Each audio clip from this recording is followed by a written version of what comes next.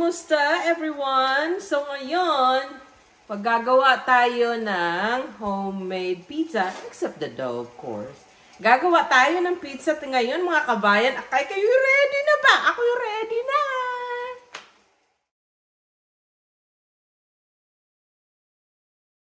Hello mga kabayan! So ngayon, at ako'y excited na sa ating gagawin ngayon at tayo'y gagawa ng personalized pizza! So, meron ho tayo dining. Ang gagamitin natin ay wala ho. Hindi ho ako marunong gumawa ng pizza doon. You know, ang ating gagamitin ho. Ito ay ang pita bread. Yan! So, ito po ang ating pita bread. Mga kabayan na tayo gagawa ng personalized pizza. And, the twist, imbes ho'y gamitin nating pizza sauce, ay gagamitin ng pasta at wala akong pizza sauce. So, ito ho ang gagamitin natin, basil garlic. At ang gagawin ho natin ay ating hahapulasan lang ho ng ating sauce, ang ating pita bread. Yay! Sarap ho nito mga kabayan. At kayo'y, pag wala ho kayong makitang pita bread, pwede ho ninyong gamitin ang tinapay na tutostaduhin lang ho ninyo ng maigi-igi ng konti at pwede nyong gamitin personalized pizza, diba? O maging creative po tayo mga kabayan na lahat. Ang hirap ng buhay ngayon kailangan magtipid-tipid kung anong available, yun ang gagamitin natin, okay? Okay, so yun, mga kabayan, ay aking lalagyan ho ng cheese. Ako'y merong provolone dito at ang Havarti semi-soft. Okay, at ating lalagyan ho. At wala ho akong shredded. At mas gusto ko ho'y, actually, gusto ko ho'y slice kasi alam ko kung gaano karami ang aking mailalagay. So, ay gagawin kong dalawa muna din At lagyan ho natin ulit mamaya ng dalawa sa taas. O, diba? And then, lalagyan ho natin ng ating pong giniling na manok. At lalagyan natin ho din. Napakasimple lang ho. Ito'y gagawin natin. O, ito po'y ground chicken. Ayan, galagyan po natin yan ng ground chicken. Ay, napakasarap ho.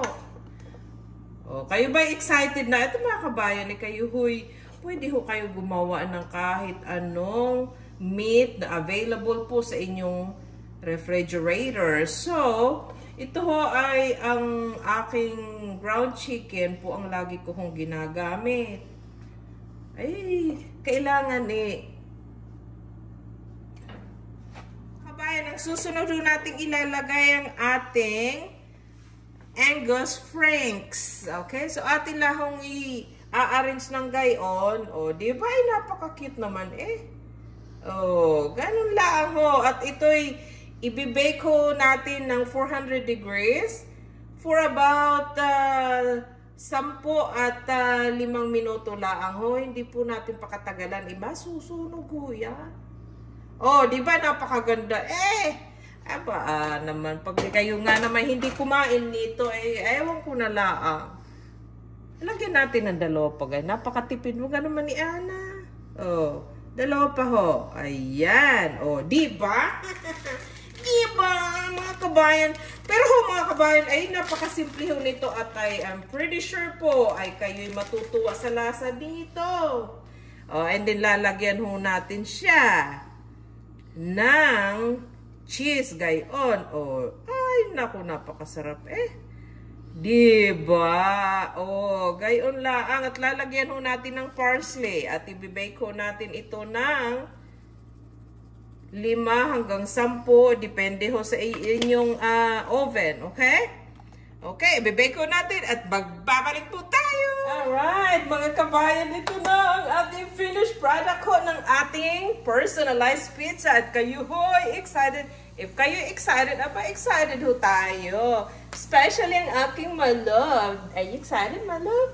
Opo, excited. Excited? You excited for your pizza? Opo. Opo, yum yum?